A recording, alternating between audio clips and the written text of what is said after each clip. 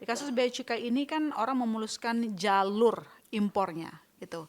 Eh, Pintu utama perdagangan negara bisa dibilang apakah memang benar dikuasai mafia? Apakah praktik seperti ini yang membuat produk-produk KW ilegal membanjiri pasar dalam negeri sudah terjadi sejak lama? Udah lama terjadi, bukan baru. Apakah cuma bea cukainya saja yang bermain? Enggak, Karena kan bea cukai itu hilir, Pak. enggak. Explain. Di pelabuhan itu ada beberapa penguasa. Jadi ada Badan Otorita Pelabuhan dulu namanya. Dulu ada yang disebut dengan administrator pelabuhan, gitu ya disebutnya. Lalu ada polisi air, ada angkatan laut, gitu kan? Lalu ada tadi bea cukai, Ya. lalu ada imigrasi, kan gitu kan kalau posisi pelabuhan. Lalu ada premannya, oh, banyak kalangan, ada 7 sampai 9 gitu yang kekuasaan di situ gitu melihatnya. Tapi yang dominan kan memang tadi. Sekarang bahkan ada Bakamla kan, Ya. Badan Keamanan Laut kalau untuk pelabuhan laut gitu ya. Nah,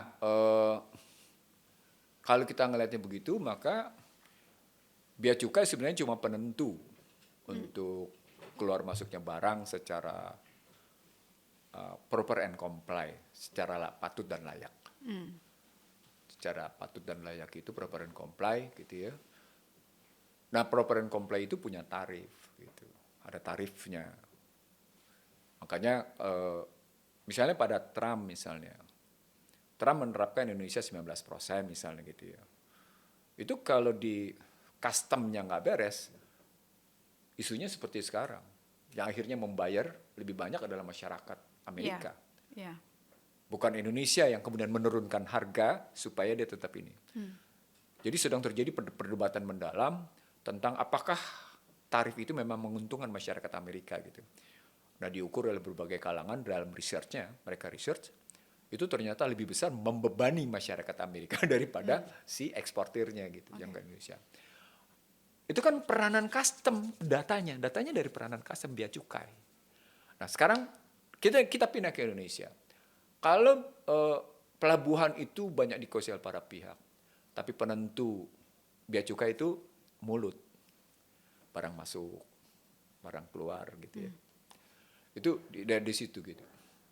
Kalau saya kebetulan pernah ketemu juga dengan pejabat bea cukai dalam sebuah diskusi tentang masuknya barang-barang makanan yang mencelakakan anak-anak kecil. Oke. Sehingga anak-anak kecil menderita ginjal, anak-anak kecil menderita gula darah, Penyakit gula. gitu ya. Anak-anak kecil menderita lambung, gitu ya. Masih kecil, masih usia belasan tahun, gitu ya. Tapi karena makan makanan yang tidak higienitasnya Ya. jelek, kan kata kuncinya di bea cukai. Bea cukainya mengelak habis-habisan. Faktanya sekarang gitu loh. Itu pernah kami bicarakan juga di satu NGO gitu ya. Nah, lagi-lagi kalau dari situ memang akhirnya ujung-ujungnya kalau sistem tidak bagus, tapi aktornya punya reputasi, kredibilitas, integritas yang tinggi dan punya komitmen menjalankan harkat martabat bangsa ini dengan baik, punya komitmen meninggikan harkat martabat ini, meninggikan kualitas masyarakat, saya kira menjadi penting.